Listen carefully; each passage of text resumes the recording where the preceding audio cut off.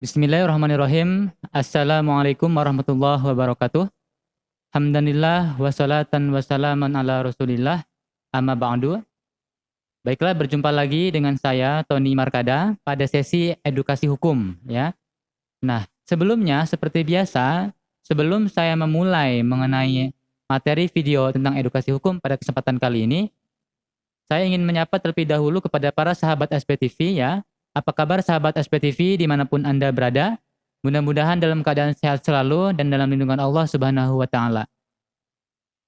Baiklah, pada kesempatan kali ini berjumpa lagi ya bersama saya Tony Markada. Setelah kita melewati bulan puasa ya, kita bertemu lagi pada video kali ini. Mudah-mudahan tetap semangat untuk belajar hukum ya, dan jangan pernah untuk malas untuk belajar hukum ya, karena walau bagaimanapun hukum itu penting untuk kita ketahui ya, karena dalam kehidupan sehari-hari tentu hukum itu selalu terikat kepada setiap individu ya, kepada masyarakat dan ya kepada kita semua. Pada kesempatan kali ini saya akan membahas mengenai landasan hukum ya dalam suatu negara. Tentu kita sebagai masyarakat, sebagai warga negara itu kita terikat kepada hukum. Nah, namun pada kesempatan kali ini saya ingin menarik lebih jauh mengenai landasan hukum dalam suatu negara. Ya, yang mana hukum tersebut yang kita laksanakan. Nah, hukum apa sih landasan hukum ya, norma hukum yang paling tinggi dalam suatu negara. Nah, sebelum kita membahas lebih jauh mengenai apa itu landasan hukum atau hukum dalam suatu negara ya, ada baiknya bagi Anda yang baru pertama kali menonton video ini ya, saya sarankan untuk mengklik tombol subscribe dan jangan lupa untuk membunyikan loncengnya supaya mendapatkan notifikasi ya terkait video-video yang SPTV Channel update setiap harinya.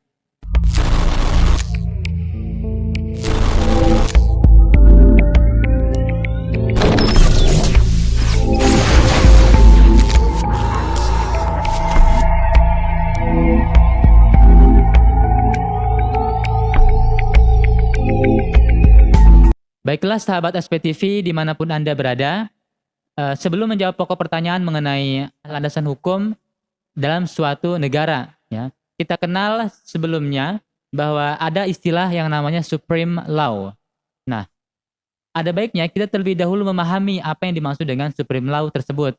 Nah, Supreme Law itu terdiri dari dua kata, Supreme dan Law. Nah, Supreme itu adalah highest in rank or position, yang berarti menempati urutan atau kedudukan tertinggi. Ya, Supreme itu artinya apa? Artinya sesuatu yang tertinggi ya. Urutannya itu dia yang paling tinggi, itu namanya Supreme. Atau kedudukannya itu tertinggi. Nah, sedangkan law yang berarti hukum itu atau norma ya. Law itu artinya hukum ataupun norma. Nah, sederhananya Supreme Law itu artinya itu dapat diartikan sebagai hukum tertinggi atau norma tertinggi. Nah, menurut Hans Nawiaski, ya, Supreme Law itu adalah norma tertinggi yang berarti norma merupakan dasar bagi pembentukan konstitusi atau undang-undang dasar dari suatu negara. Ya, artinya Supreme Law itu adalah norma atau hukum tertinggi yang mana menjadi dasar peraturan-peraturan atau hukum-hukum yang dibuat setelahnya, atau yang ada di bawahnya. Nah, Supreme Law didefinisikan menurut Hans Kelsen dan Jim Lee Acidic, ya, yaitu merupakan aturan fundamental di suatu negara, artinya menjadi aturan dasar dalam suatu negara. Atau juga Supreme Law itu didefinisikan sebagai kaidah dasar dari suatu tatanan hukum nasional. Jadi dalam hukum yang ada dalam suatu negara, nah yang Supreme Law itu adalah kaidah dasar dalam pembentukan hukum-hukum yang ada dalam suatu hukum yang ada di dalam suatu negara. Nah, serta aturan yang merupakan norma tertinggi dalam suatu negara, di mana norma ini tidak dibentuk oleh suatu norma yang lebih tinggi. Artinya Supreme Law itu sudah menjadi hukum yang paling tinggi. Tidak ada lagi hukum yang ada di atasnya ya. Artinya tidak ada lagi hukum yang mempunyai kekuatan lebih tinggi daripada Supreme Law. Selanjutnya, kenapa? Melainkan bersifat presuppose atau ditetapkan terlebih dahulu oleh masyarakat dalam suatu negara dan menjadi tempat bergantungnya norma-norma hukum di bawahnya.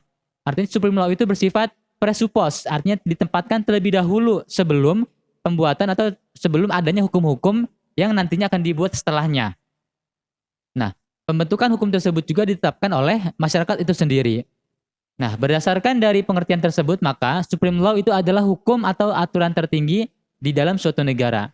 Nah, jika membahas mengenai Supreme Law di Indonesia, tentu kita mengetahui adanya kedudukan Undang-Undang Dasar 1945.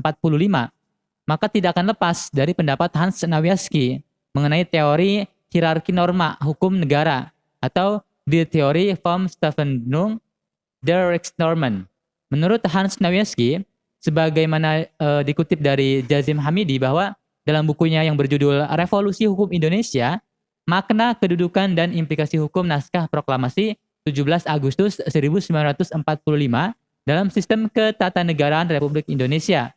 4 tingkatan norma hukum antara lain, ya, di dalam buku tersebut ada 4 tingkatan norma hukum antara lain, diantaranya yang pertama norma fundamental negara atau istilah lainnya disebut sebagai Staat Fundamental Norm. Nah, ya, norma fundamental negara artinya dalam suatu negara itu memiliki norma yang mana ada dasarnya, dasar kaidah dasar dari pembentukan norma tersebut atau kita sebut sebagai Staat Fundamental Norm.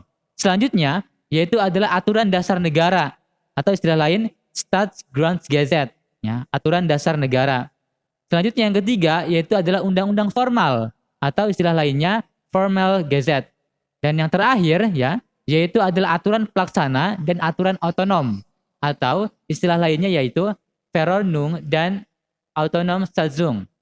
Nah, selanjutnya Hans Nawiaski menyatakan terdapat 2 bentuk Supreme Law di suatu negara. Ada 2 bentuk, ya, yang perlu kita ketahui dalam mengartikan Supreme Law.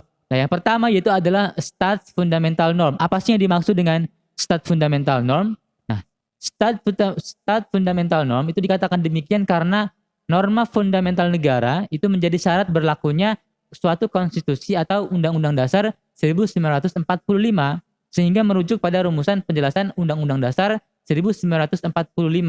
Staat Fundamental Norm terdapat pada pembukaan Undang-Undang Dasar 1945 yang dikenal juga sebagai Pancasila, ya. Di dalam Staat Fundamental Norm itu yang ada dalam Undang-Undang Dasar 1945, di sana itu terdapat rumusan penjelasan mengenai Undang-Undang 1945 yang dikenal sebagai Pancasila, ya. Nah, selanjutnya yang kedua yaitu adalah Staatsgrondgesetz, yaitu aturan yang memenuhi ciri-ciri Staatsgrondgesetz di Indonesia, yakni yang bersifat pokok dan garis besar, merupakan norma hukum tunggal suatu aturan dasar negara serta dapat dituangkan dalam dokumen negara. Itu adalah konstitusi atau batang tubuh Undang-Undang Dasar 1945. Kemudian, Undang-Undang Dasar 1945 sebagai Supreme Law atau hukum tertinggi juga dapat dilihat dalam hierarki peraturan perundang-undangan di Indonesia yang diatur dalam Pasal 7 Ayat 1 Undang-Undang Nomor 12 Tahun 2011, yaitu yang terdiri atas yang pertama, yaitu Undang-Undang Dasar 1945. Ini menempati urutan pertama dalam hierarki perundang-undangan yang ada di Indonesia, ya. Selanjutnya yang kedua, yaitu adalah ketetapan Majelis Permusyawaratan Rakyat atau ketetapan MPR atau disingkat juga TAP MPR. Nah, selanjutnya yang ketiga yang berada di bawahnya lagi yaitu adalah undang-undang atau peraturan pemerintah pengganti undang-undang. Nah, di bawahnya selanjutnya yaitu ada peraturan pemerintah, ya. Nah, setelahnya di bawahnya lagi ada juga peraturan presiden, selanjutnya peraturan daerah provinsi dan yang terakhir yaitu peraturan daerah kabupaten atau kota. Nah, ketujuh tingkatan tersebut itu merupakan bagian daripada hierarki perundang-undangan di Indonesia. Yang mana dalam pembuatan hukum tersebut itu tidak boleh melampaui atau melangkahi peraturan-peraturan yang ada di atasnya. Sebagai contoh, katakanlah pembuatan peraturan daerah kabupaten itu tidak boleh melampaui kewenangan atau melampaui peraturan tersebut melebihi daripada peraturan yang ada di peraturan daerah provinsi. Begitupun juga provinsi tidak boleh melangkahi peraturan-peraturan daripada yang dibuat oleh presiden. Selanjutnya lagi peraturan pemerintah, kemudian Undang-Undang Dasar, dan TAP MPR, dan yang terakhir yang paling tinggi yaitu adalah Undang-Undang Dasar 1945. Maka hal ini menjadi satu rangkaian yang mana tidak boleh dilewati atau dilanggar bagi setiap orang yang membuat suatu aturan. Nah, di dalam pembuatan aturan tersebut harus memenuhi kriteria tadi, ya, sesuai dengan hierarki perundang-undangannya. Tidak boleh peraturan di tingkat kabupaten itu melangkahi peraturan-peraturan yang tidak sesuai dengan peraturan presiden ataupun peraturan pemerintah.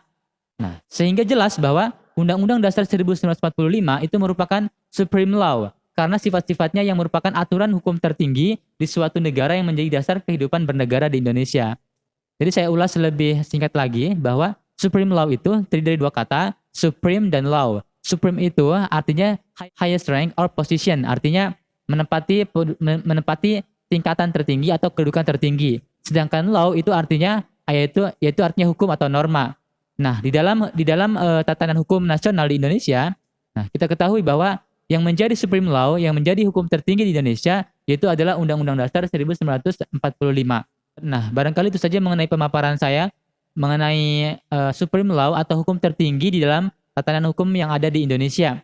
Nah, barangkali jika ada pertanyaan dari para subscriber atau penonton setia ASP TV terkait tatanan hukum yang ada di Indonesia, silahkan untuk menanyakannya di kolom komentar yang insya Allah akan kami jawab pada sesi video berikutnya. Saya ucapkan terima kasih telah menonton sampai akhir.